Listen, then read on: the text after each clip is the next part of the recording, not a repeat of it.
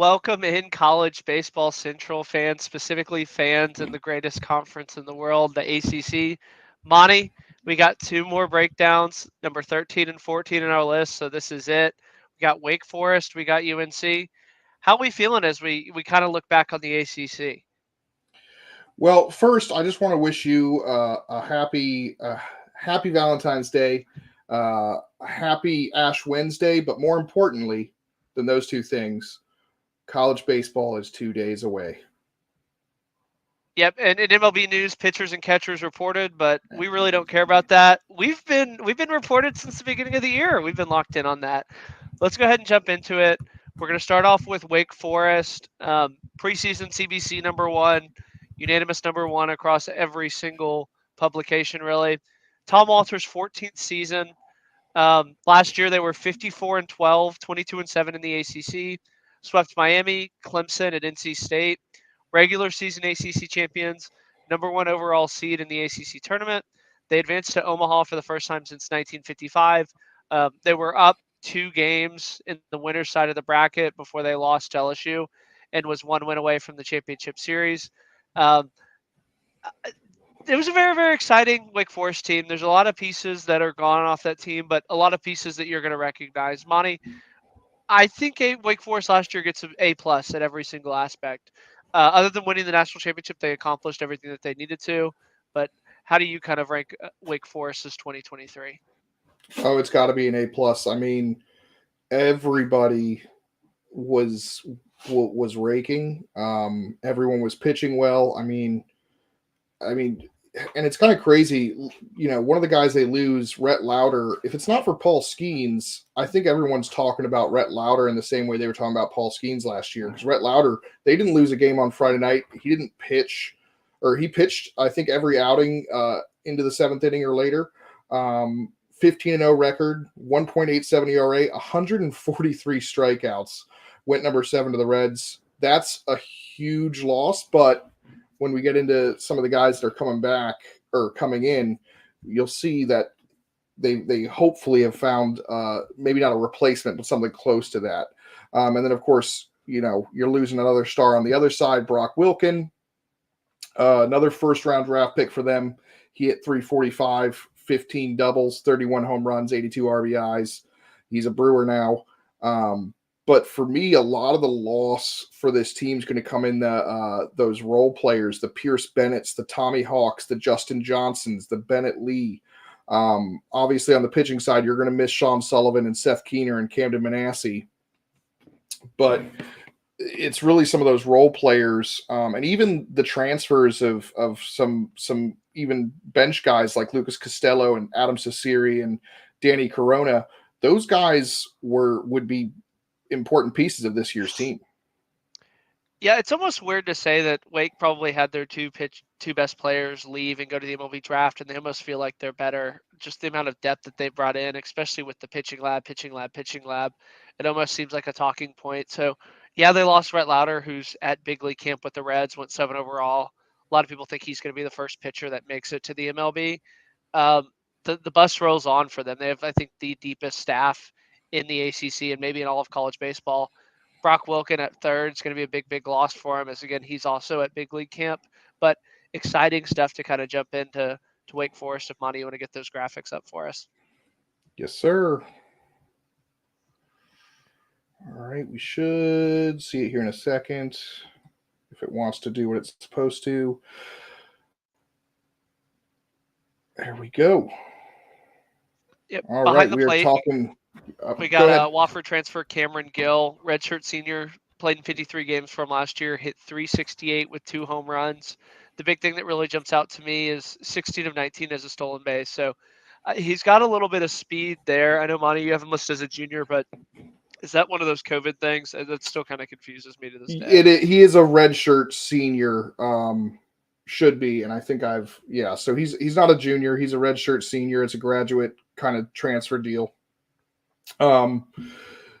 He's gonna be a big time guy defensively. He is actually the top returning catcher in college baseball in defensive runs saved. He was second last year, only to Kyle Teal, who, as everyone knows, was the Buster Posey Award winner, ACC Player of the Year. So Cameron Gill, very, very good defensively. From what I understand, he may split some of the duties with Tate Balestro, who is gonna get the opportunity to DH as well. So both the catchers that we have listed up here, they're gonna get a lot of playing time. Yeah, it's almost kind of weird. I think this is probably a record for the amount of people that are splitting between catcher and DH. As I feel like that's something that we talked about a ton on the ACC. I Yeah. think Cameron Gill's glove has every right to be behind the plate, and it's going to be exciting to see kind of how he manages the staff. As again, there's a big, big jump up from Wofford to Wake Forest. We saw it last year with Bennett Lee, where the bus kind of rolls on. Expect his average to be about where it was. I know 368 seems ungodly high, but expect him to kind of be around that 300 number. And he's going to be a guy that Wake's really, really going to lean on with the bat. And I think that they're going to get a lot of production out of him.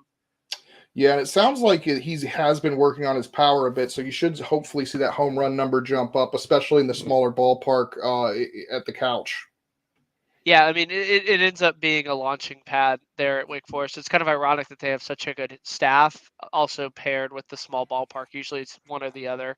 So, and then at first base, as we kind of move on, I think that this is probably the safest bet in the country that he's going to start at first base. Nick Kurtz, he won a ton of awards last year. He was in the talk for Golden Spikes, hit 353 with 24 home runs, 69 RBIs. He did have a little bit of a tweaking injury that caused him to miss some time, but expect him to be back at 100% health. Austin Hawk is at second base. He's coming over from North Carolina. He had a disastrous campaign last year. Didn't really see the field a ton, hitting only 107. Expect that one to rise up a lot. Merrick Houston, the sophomore, he's going to get a lot more at bats, hitting only 220 in limited exposure last year for them. And then at third base, Adam Tellier's coming over from Ball State. He hit 316, redshirt senior, one last ride. So expect him to kind of be a middle of the order guy. Monty, I'm going to be honest with you. Outside of Nick Kurtz, there really isn't a lot here that we know. There's a lot of unknowns with this team. Well, in terms of what we're going to see production wise, because I do actually have the lineup that will kind of go over what the batting order sounds like it's going to be, according to the coach Walter, who pretty much stated it on a podcast for ACC, etc., which is a D1 podcast with Darren Vaught and Danny Graves, I believe. So he went down the lineup. We'll talk about that after we reveal the outfielders. But yeah, Nick Kurtz. I think Merrick Houston's going to have a breakout year, though. So I actually feel a little bit more confident with him at shortstop. The question is what are we going to get out of Austin Hawk and Adam Tellier? Yeah, Merrick Houston struck out a ton last year, but again, he was a freshman, so that's almost kind of going to be expected. Expect him to get a lot of playing time and kind of have that year two jump that we saw from a lot of weight guys. But again, I think Austin Hawk's another guy that you kind of have to. I know he's in his sophomore year, that I think he gets a lot more at bats. And I think the way that Wake's staff is kind of set up is this team doesn't need to score 8, 9, 10 runs a game. They need to play better defense behind him. And Merrick and Hawk, I think, are going to be two defensive first guys. So expect a lot of the routine plays to be made for Wake Forest. Yeah, and Tellier can play at any of the infield positions, but I think based on where you feel comfortable with Merrick Houston and Austin Hawk, that puts Tellier at third rather than short or second. He's pretty good defensively as well. And for those wondering, Austin Hawk is the younger brother of Tommy Hawk, who just started in center field for Wake Forest all last year. Oh, I thought you were going to say Ethan Hawke, the actor, Monty. I got really excited there for a second. We just talked about Tommy Hawk in the opener. I don't know what to do with you. But yeah, the thing you're going to notice for Wake Forest on both sides is their depth is a little light. They're going to be relying on a ton of freshmen, and that's going to be kind of the theme of the night when we talk about North Carolina as well. Is there's going to be a lot of reliance on freshmen. You've got 3 freshmen in backup spots here: Jeter Paleto, Liam Wilson, Ryan Prestiano, and then you'll have some more in the outfield. But these are all talented guys. It's just, again, whether they can make that jump to the next level. Yeah, I'm really intrigued to see kind of how they use Adam Tellier because again, Brock Wilken was the guy that hit middle of the order with 31 home runs, and that's just not who Adam Tellier really is. So where is Wake going to get those runs from? They're going to need to string together a lot more hits, I think, than last year's team. But again, I think Adam Tellier is going to fit the Wake system a little bit better. He's a true gap to gap guy, so expect his average to kind of remain the same. And again, I think the defense gets a little bit of a plus there over there at third as well. Yep. So if All right, we bring up that outfield, shift to Monty. the outfield now. Yep. So it's there's a lot of names here, but the one that's going to stand out is Seaver King, and I don't know what to tell people who haven't seen him, but he is very very good at baseball. I know people might be doubting the Division II stuff, but here's his stats. And again, Division II is still not like a joke. It's still college baseball. In 50 games, he hit 400, 20 doubles, 5 triples, 11 home runs, 53 RBIs, and oh yeah, he stole 13 bases. He can play anywhere on the infield. He's a shortstop by trade. He's going to be in the center field position for them. Again, with the depth they have on the infield, they like his defense in center field. But I watched this guy play for Team USA, and he fit in with all those blue chip guys. And I'm a big fan of Seaver King. All the hype that he's getting is well deserved.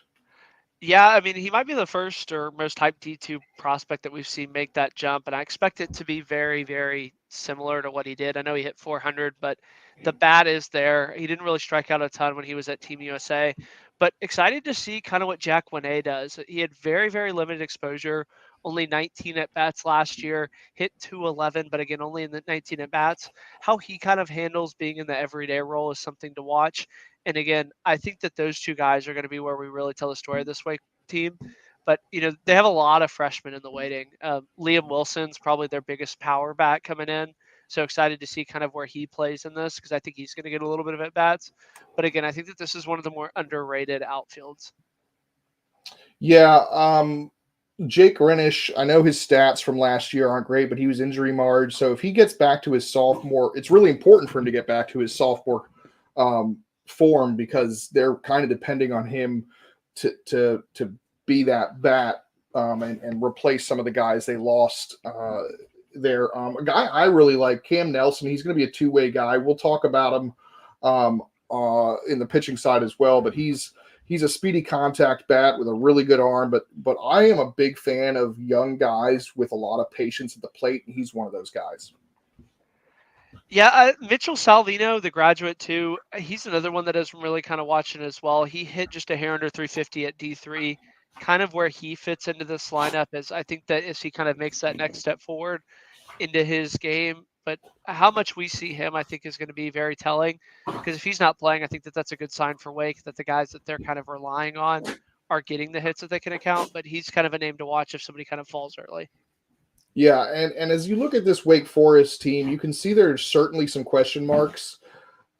You've got the star power, but it's not the star power I'm worried about. You're going to get your big four guys, your superstars, Seaver King, Nick Kurtz, Chase Burns, and Josh Hartle. Those guys are going to produce.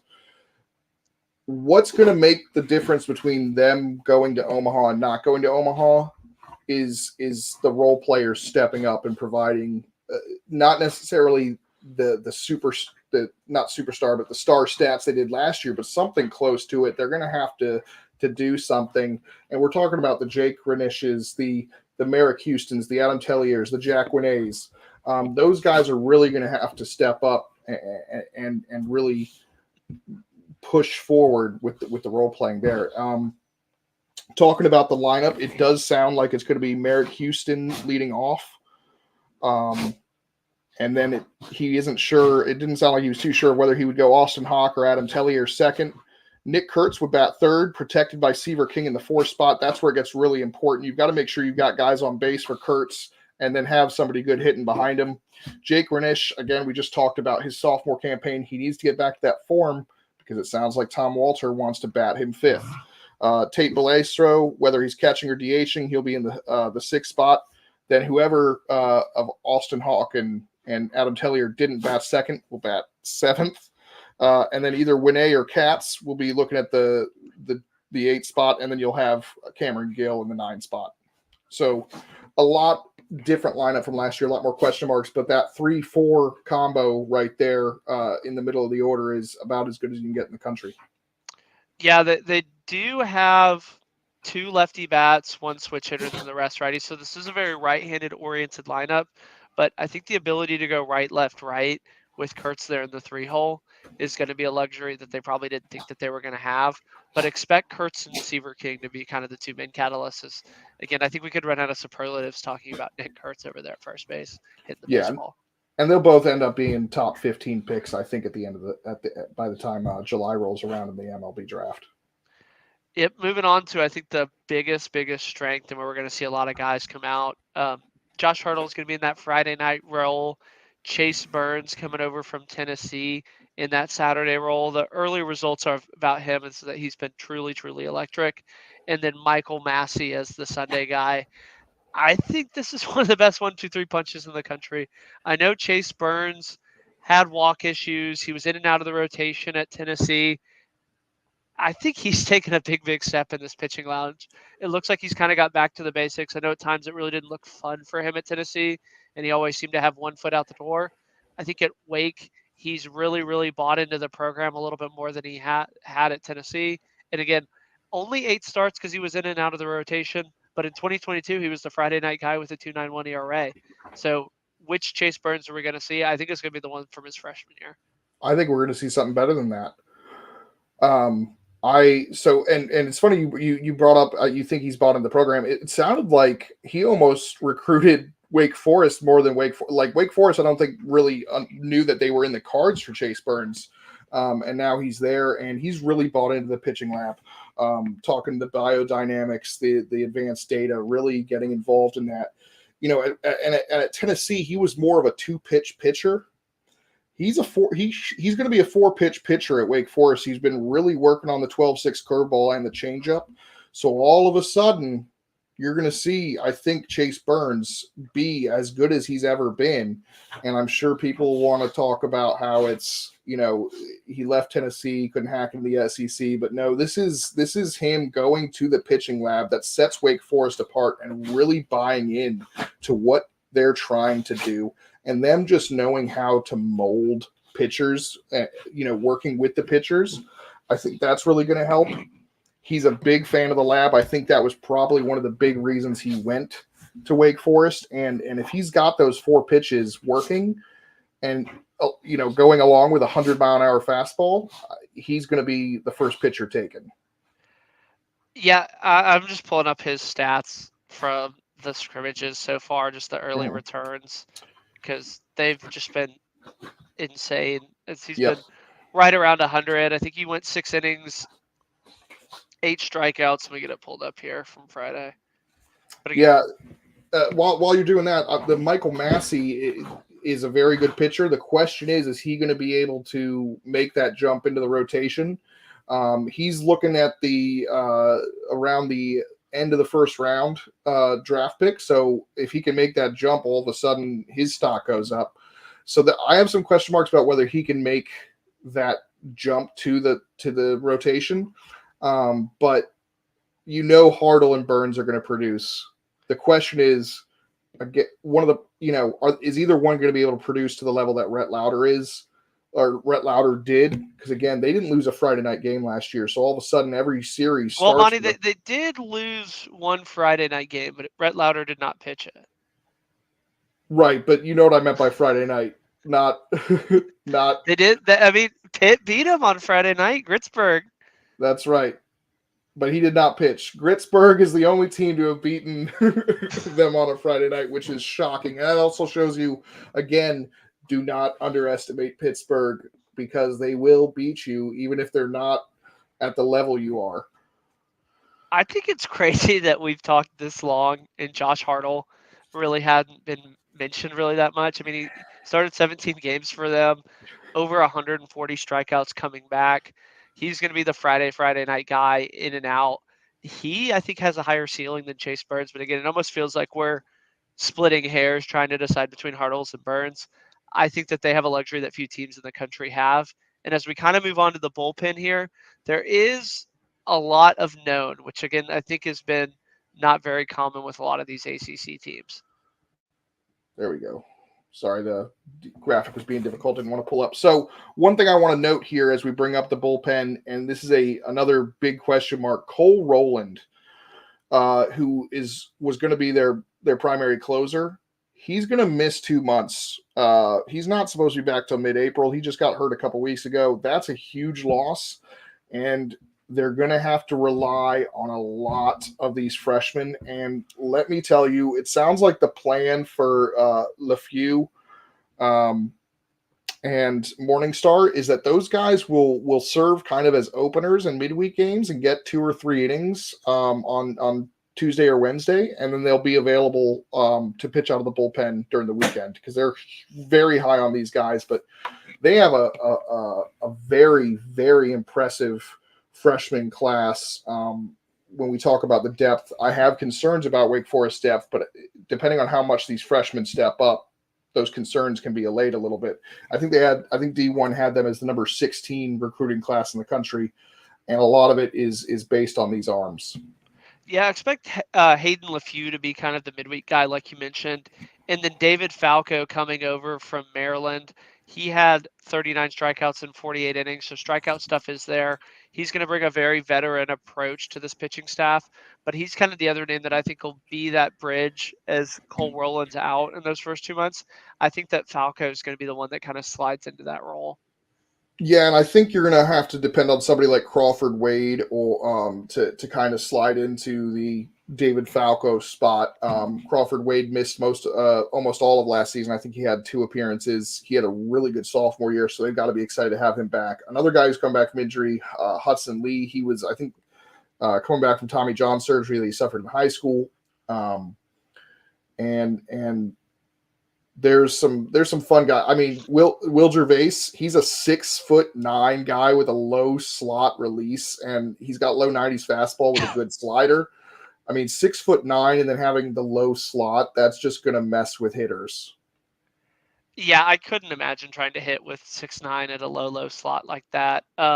He's also a lefty, so like, so he's already weird. Yeah, exactly. It's kind of like I forget the guy's name, but the guy from Oral who was like 6'5", had a super out here motion, and Florida couldn't touch him. That was who he kind of reminded me of when I saw some of the film on him. But again, I think Blake Morningstar's another guy who it's going to find himself getting a very, very big role, like you mentioned with the openers. But again, there's a lot of question marks, and they're having to rely on a ton of freshmen. But it's more so that they brought in talented freshmen, and less that they're having to like be stuck with freshmen, I think. So really, really exciting things to come for this Wake Forest team. I think that this has the talent to be the best staff in the ACC and in the country, for that matter. But again, can Chase Burns be all put it together again? Because we've seen at times he really hasn't at Tennessee. Which Chase Burns do we see? And then the freshman guys taking those big steps forwards. Yeah. To me, it's going to all depend on who steps up in the bullpen beyond David Falco, and maybe I mean we're assuming Crawford Wade steps up as and gets back to his 2022 form. But with Rowland out, you need these freshmen to pick up a lot of the slack, and they can. It's just, are they going to have the command? Is it going to be there? They could very well be the most talented staff of the ACC. I still think I have Duke overall higher than them, but very, very good staff, really led by that rotation. Yep, Monty, as we kind of move on to the schedule, there's Cole Rowland on the that's I love that. That is awesome. yeah, Cole Rowland, unfortunately he's out till April, but damn does he look good. Did you make that, Monty, or did No, I did not. That's from the school. That would be really funny if I had just for some reason found this and then threw it on there. But no, the school released it. I think they also had 2 other players involved. I'm trying to remember who else they had on the other schedules. But yeah, that is just Cole Rowland doing some modeling. So Wake Forest, they're going to be hosting 2 tournaments where they're far and away the best team in them. They open with a tournament with Fordham, Illinois, and Akron. Dayton a few weeks later, and then Binghamton, Valparaiso, and Elon in tournaments. So their beginning of schedule leaves something to be desired, but again, they get the baptism really early in ACC plays. They're going to play Duke that first weekend at home, but every single game, I think that they're going to be favored, and they truly are the team to beat in the ACC this year. I mean, the first three of the first four conference series are going to be against teams we have ranked in the top 25. So they're going to find out real quick how good they are. Um, they also, they play Coastal in their non-conference twice. UNC Wilmington will be a fun one. But Liberty might be there. It's hard. I can't remember where Liberty's at talent-wise this year. But yeah, other than that, it's kind of a Elon might be a tough one, but on a weekend shouldn't be much of a problem. So the test is really going to come for them early on in conference play. Yeah, and those 3 of 4 again, they kind of have the luxury where I think in the middle of the ACC it kind of levels out, and then they get Clemson, NC State at the end. But there could be a point there where they can kind of get a ton of confidence back as they get BC, Florida State, Notre Dame in back-to-back weeks. So if they can kind of survive that early season kind of slate, I think the schedule really, really sets up for them. And again, I think they're going to be number 1 in the country until they show us otherwise. Well, that's generally how it works. Well, I mean, I don't think someone's going to sneak up behind them and take it over. I think that they're going to be. Oh, I got what you're saying. They'd have to mess up. Okay, I got you. Yeah. It's not like they're like. I mean, LSU isn't number 1 right now. They could go undefeated until Wake. If Wake and them are both undefeated, we're going to have Wake above them. Yeah. So now let's talk about where Wake Forest, what their ceiling and floor is. I'll let you start. Floor, I think, is a top 16 team. I don't see a world where they're not hosting. I think they would have to have a nightmare scenario for them to not host, and I really don't see that happening. And then ceiling is national champions. I think that they have the talent to be in it in Omaha. They have the pitching to get themselves to Omaha. They have the star power to get to Omaha. And I think that they have now the Omaha experience.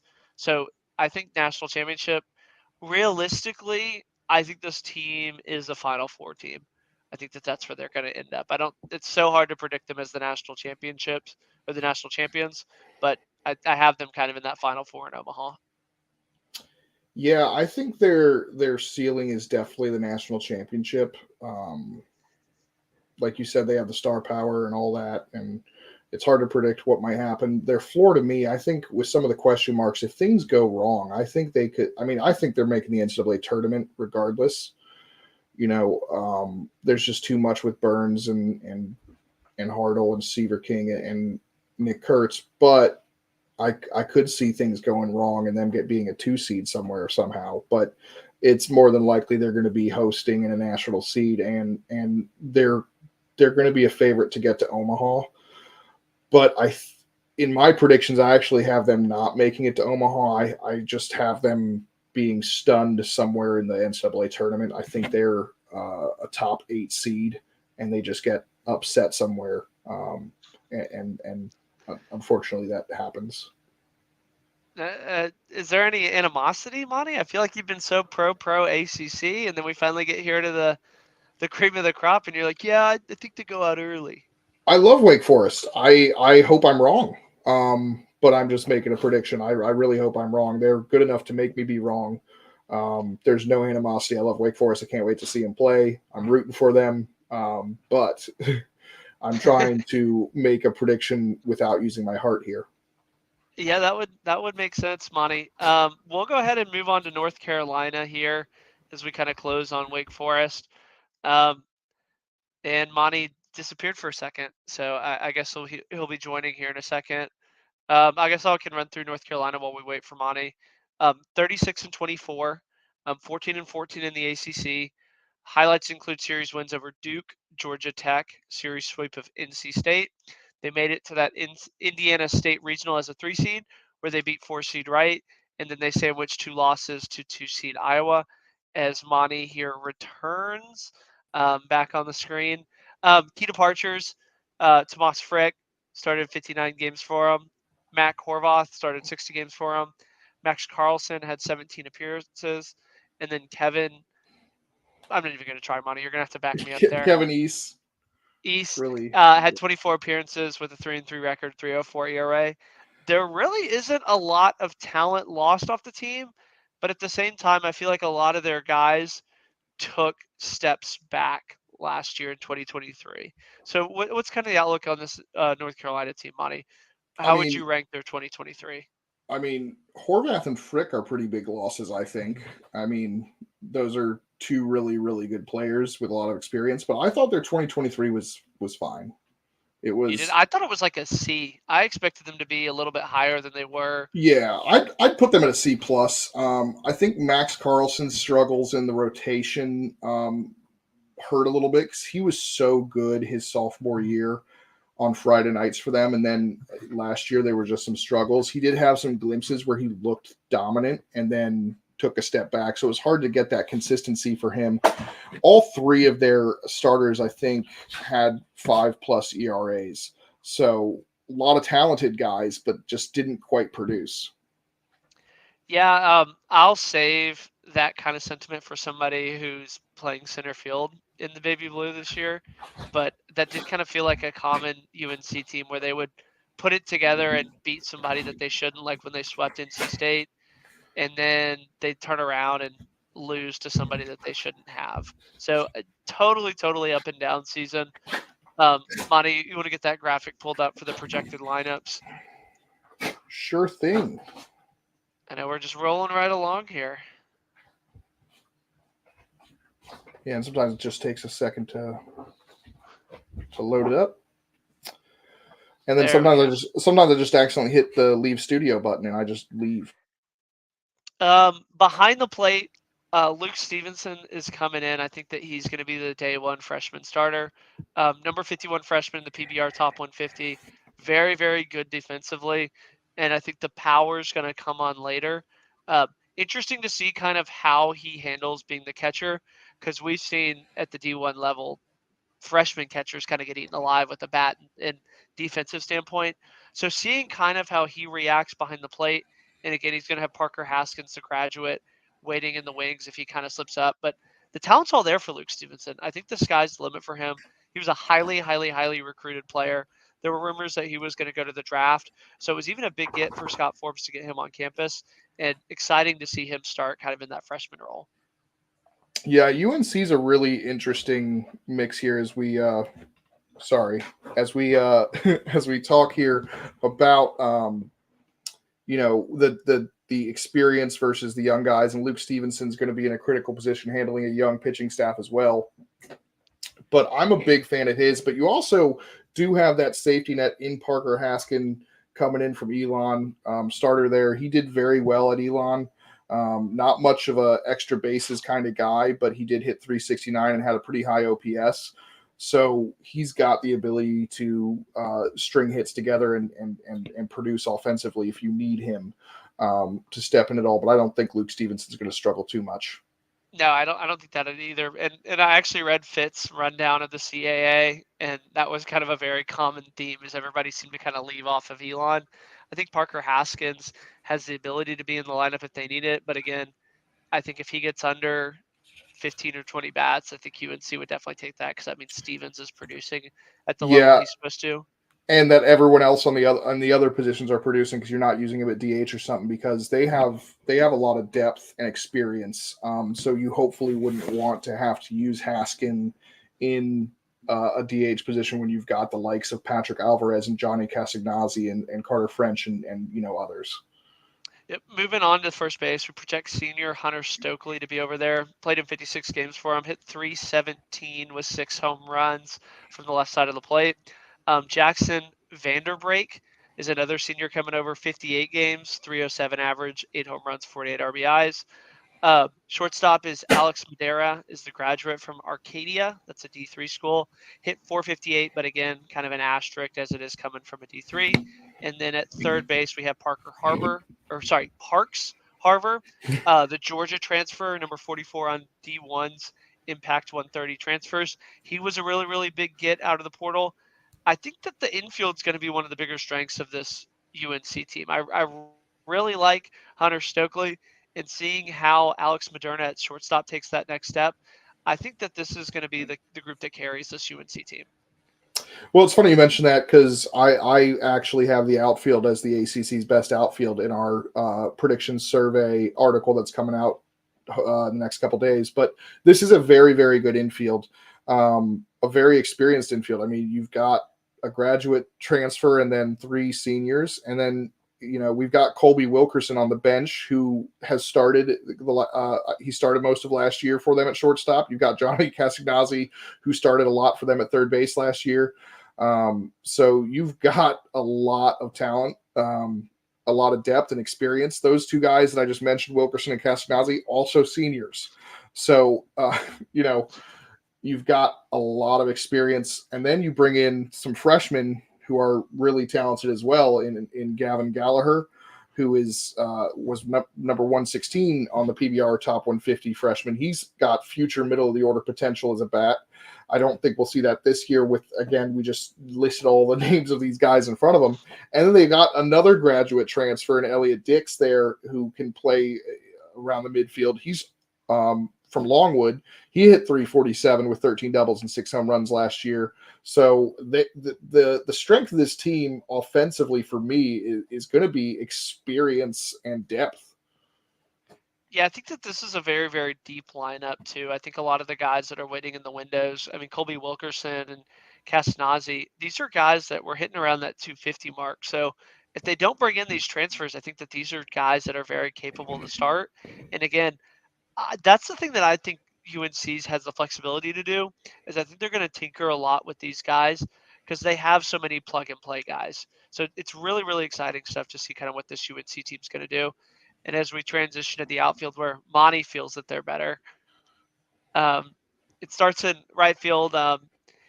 Anthony Dorfino started 56 games, hit 364, coming over from Quinnipiac. Vance Honeycutt's obviously the name that's going to get all the headlines. Hit 250 for him last year, 12 home runs and 19 stolen bases. And then Casey Cook, the sophomore coming over, he hit 317 for them. The steals, I think, is the one thing that really, really jumps out to me in this is how much these outfielders really like to run. Yeah, and I've got them as the best outfield in the ACC. I had originally put Clemson, changed my answer here to North Carolina. I really like Casey Cook. I think he's underrated. I think his homer numbers are going to go up. He set a North Carolina freshman record last year. I think he reached base in like 40 straight games or something. But the other two guys that you just mentioned, they do like to run. Vance Honeycutt had less steals this past year. I think was he 25-25 guy his freshman year? Yes. Which is insane for college. Last year he only had the 12 home runs and then 19 stolen bases. Again, if that's a down year, I would love that. I don't expect him to have that down year. He was also battling injuries all year. His numbers are all going to go back up. And I think Donofrio is going to come over and be outstanding for them. He provides power and speed. 31 stolen bases for Quinnipiac. I love this outfield. And then we didn't even get into the depth that you have here with Patrick Alvarez, who's a gamer, hit 347 in 36 games last year. Carter French, very talented sophomore, hit 294 in 29 games. He did only have 17 at bats, so even though I said 29 games, only 17 at bats, so he's a defensive kind of replacement there late. And then you've got another defensive guy in Reese Holbrook who has a lot of experience. He had 29 at bats last year. And then again, you bring in JUCO transfer or in Riker Galaska and a really talented two-sport athlete in Caleb Cost as a freshman. So I really love this outfield as a whole. Yeah, it'll be interesting to see kind of how they use Riker Galaskas. He's kind of a bat first kind of guy. He could play some first and DH, and this is a truly kind of crowded outfield. But I think he's a guy that could really kind of steal some of these at bats. But again, which Vance Honeycutt are we going to see? We're going to see the one that can hit a home run and rob one just as easy, or are we going to see the guy who hits sub 100 with a ton of strikeouts in a weekend? His defense is still there, but I'm kind of looking for him to take the next step forward. I mean, last year in 2023, I think he was on a lot of people's Golden Spikes watch, and that just wasn't the case. So I'm really starting to kind of pump the brakes on him. But again, I think the talent's all there. I think he gets back to what he had his freshman year. But, you always have to kind of have that asterisk with somebody like that. Well, I mean, he also again was battling injuries, so if he's completely healthy, there's Yeah. no reason for him not to get back. So it's not like he just dipped for no reason. There, that injuries played a significant part in that. Yeah, that is true, Monty. But again, you're only as good as when you're in the lineup. Right. Yeah. I don't know what to say to that. But yeah, so I really like this lineup as a whole. I'm a big fan of Parks Harbor and Alex Madeira, who they came in and brought offensively. Albert Osuna is going to be your DH most likely. He's another senior. He struggled a bit last year, only hit 223. Expect that number to go back up to something that we've seen from him in past years. So the depth and experience that UNC has, combined with the number 3 recruiting class in the country, according to D1, is the reason why they are ranked. Yeah, and they like every other ACC, and they have their strengths and they have their weaknesses as we move on into that pitching. But again, the common theme with this is just all of the freshmen. We project Shea Sprague, the Elon transfer, to be the Friday guy. Ben Peterson is a senior, but only threw 35 innings for him last year. Um, Dalton Pence, the redshirt sophomore, had Hey, 27 appearances. hey, Jake, we're talking about the projected rotation. Oh, sorry, I got a little bit ahead of myself there. Sorry, Monty. Got a little excited there. I was like, Yeah. Sorry, I just got confused there for a second. But yeah, Folger Bowles, the freshman, and then Jason DeCaro is another freshman. We definitely got sidetracked there, Monty. Why don't you take it from me? Talk about these freshmen. Yeah, Jake Knapp was supposed to be their Friday night guy, and I think they were going to have Boaz and DeCaro in the rotation regardless, and Sprague I think was going to be the midweek guy, but Jake Knapp out for the year with a torn UCL. We hope he gets better as soon as possible because he was poised for a big year. But now again, it's going to put even more emphasis on freshman arms that they were already going to be dependent on. I'm a big fan of both these freshmen. And these are not the only talented freshman arms. We'll get to more of them in a minute. DeCaro is the number 28 freshman on the top 150. He's not even 18 yet. He doesn't turn 18 until April. He's 17 years old. He's 6'5" with a 92, 94 mile an hour fastball and an 80 mile an hour breaking ball. He's going to be fun to watch. And just the fact that he's so young and yet also 6'5" makes me feel, I'm not a short guy by any means at 6'1", but that's a giant to me, 6'5" in those 4 inches. Folger Boaz. Did you just laugh, Jake? A little bit. That's yeah. Number 149 on the PBR top 150. He's got a low 90s fastball and a filthy slider. So I'm a big fan of both those guys. And then Shea Sprague. He may not be the Friday guy. He's going to be in the weekend rotation. But, he's got the experience. He started 15 games for Elon last year, 7-3, 2.69 ERA, 82 strikeouts, 19 walks. I've seen guys make the jump from Elon to an ACC program. Brian Edgington just did it for Virginia and was outstanding for them last season. And so there's no saying that Shea Sprague isn't going to see similar success. Yeah, Folger Boaz, I think his kind of comparison when I was doing my research has been Abelt, who really kind of broke onto the scene for TCU. Not really a high velocity guy, but I think his slider is his best pitch. I think he's going to find himself being in that Saturday. And going forward, him and DeCaro for the Friday night guy, either this year or next year, I think is scary for opposing hitters. But really excited to see is, again, they're starting 2 freshmen because they can, not because they have to. Right. And those 2 guys, I think, were already part of the plan even before Knapp got hurt. But you just now have to rely on even more. So now we're going to look at these bullpen arms. And again, this is another big part, I think, why they're ranked is that the freshman arm talent. And then you've got 3 or 4 guys there at the back end of the rotation I'm really high on in Peterson, Bovair, and then Poston and Pence. Bovair and Pence are each former starters whose stuff plays up in the bullpen. And then Matt Poston was fantastic last year. He kind of burst onto the scene in the middle of the year, I feel like, and really took the job as closer. I think it sounds like Pence and Poston are going to kind of split the closer duties. Poston was in 31 games. He went 3-3 with a 1.90 ERA, 49 strikeouts, and 42 innings. He's a guy that I think was underrated a lot last year because those are stud numbers. Yeah, I think that there's a lot to like too. As again, this is one of the deeper bullpens in the ACC. Dalton Pence, like I was kind of alluding to earlier before when I got a little excited, he started 5 games from last year, 48 innings. And then Harrison Lewis is another guy that was ranked really, really high coming in. 93, 95 fastball. I think has the stuff to kind of be in a back end bullpen role, but there's a lot to like about this UNC bullpen.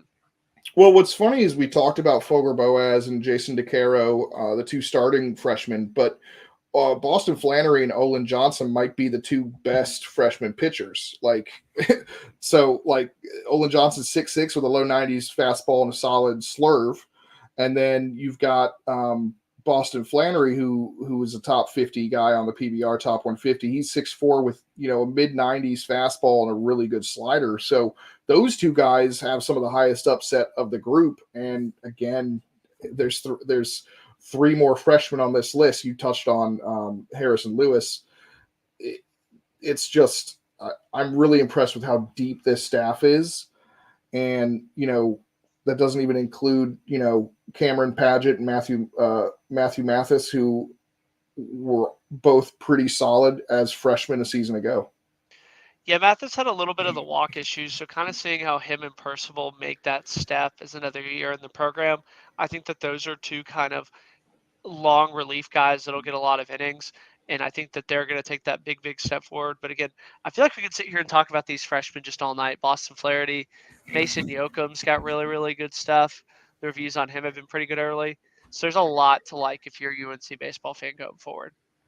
Absolutely. So it's interesting because I think on the offensive side, it's how far can these experienced seniors take you, and Luke Stevenson, and then on the pitching side, it's can these freshmen help carry this staff, and that can be kind of scary, but also if it's even a little bit successful, it's all of a sudden really exciting because you have these guys for 2 more years potentially if they're not draft eligible sophomores.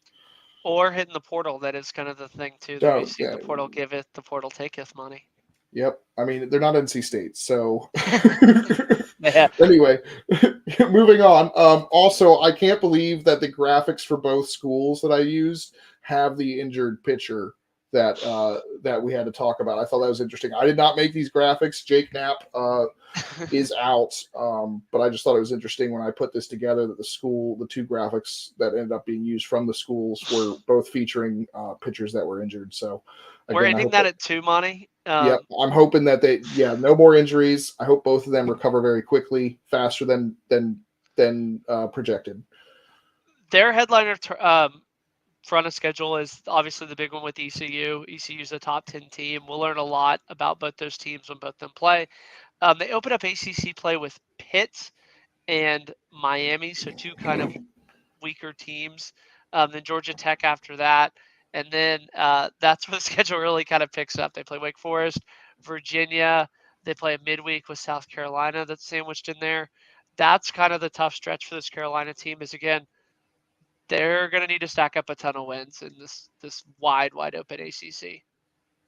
Yeah, it's weird. Do they only play South Carolina once? Yeah. They just meet once in Charlotte. They play Campbell twice. Yeah. I would love to see North Carolina play South Carolina a little bit more, especially with some of the trash talking I've heard from a particular South Carolina fan in our group chat about North Carolina. So really excited about this team. The East Carolina series is always a really fun early season series because a lot of teams are still kind of you either got the tournament, you're going to a showdown, or you're playing a pretty easy team. There's not many big time series matchups, and so I always love that East Carolina series right in the second weekend. Yeah, they do play a midweek with Rutgers too as well, so they're gonna have a lot of chances to boost their IPI. And again, that Miami weekend I think is really, really exciting as it's two teams that are looking to take big steps forward this year. So really, really exciting stuff. Monty, I'm gonna put you on the spot again. What's the ceiling, I floor, and prediction for I Carolina? wasn't done yet. Oh, I'm sorry. I'm sorry, Monty. Wow, wow. I was going to just mention that UNCW. I just the North Carolina schools when making their schedule has a lot of good opportunities to have big midweek games, and that's what I kind of love about it because they're the UNCW. They're facing South Carolina. They're facing Rutgers. They're facing Coastal Carolina, Campbell twice. I'm just a big fan of the scheduling that they've done here for the midweeks. Yep. Unlike some Now, teams in the ACC, yeah. Monty. Now we can move on. All right, you're on the spot then. Ceiling, floor, and prediction. I think the ceiling here is I don't know. I think they could host. They could be a top 16 seed. I think their floor is just missing the tournament, but I think they're gonna get in and be a 2 seed, and depending on how hot they are at the end of the season is how their postseason hopes will play out. If they're red hot going in as a 2 seed, I can see them going to a super or even potentially going to Omaha. Yeah, that was going to be my ceiling for them is Omaha. I think that they have the lineup to get back there. If a lot of these freshmen kind of take big steps forward, they're a team that could play in Omaha. Their floor is like they were last year, a 3 that disappoints, and you always kind of wanting more from. I think that their kind of true prediction is they're going to be a 2 somewhere in an SEC regional, and I think give them a ton of fits. So I think that they knock off one of those SEC teams in that ACC Put regional. him put him in a South Carolina regional for the memes. That would, yeah, or Tennessee. Yeah. I kind of want Tennessee Wake. I know that probably Oh won't yeah. happen, but that's what I really want. Yeah. So anyway, that's our last deep dive preview. This podcast is going to be done typically every Wednesday throughout the season. It's going to be ACC Baseball Central. We're going to be talking lots of ACC baseball. If you guys are looking for a preview of the weekend slate games, you can check out our contributors who also have a podcast for fifth quarter called I think it's ACC means less, but I think the podcast is Around the Diamond Fort by ACC means less. So they've all Micah, Nick, and Grayson, who is also one of our contributors, they all broke down and previewed the opening weekend's ACC games. So they were able to kind of cover us as we did the final deep dive. And then we got the college baseball spaces tomorrow, where we kind of our big tradition is the day before we always do a spaces. Then we have the weekend rotation. Monty, outside of Wake Forest, as we've done all 14 teams down the ACC, what's the boldest prediction you can give for the ACC? I'm saving that for an article, buddy. Oh, Remember, I already. You did this article. You did this survey, buddy. Like, come on, you're killing me. you can't do one bold thing where you're like, okay, fine. Who was the one team that you thought wasn't going to be very good, but then you did a deep dive and you're like, okay, this team's better than expected? UNC. That's what I was going to say too. Is I thought Yeah. UNC was going to be terrible. NC State, for to say somebody else, I thought they were going to be pretty bad, but upon a deep dive, I think that they impressed me a lot. But Monty, I think that this is about all we have time for. Be on the lookout for all that ACC content going forward. And again, this has been Jake McKeever and Monty one last time. Till next week. Peace.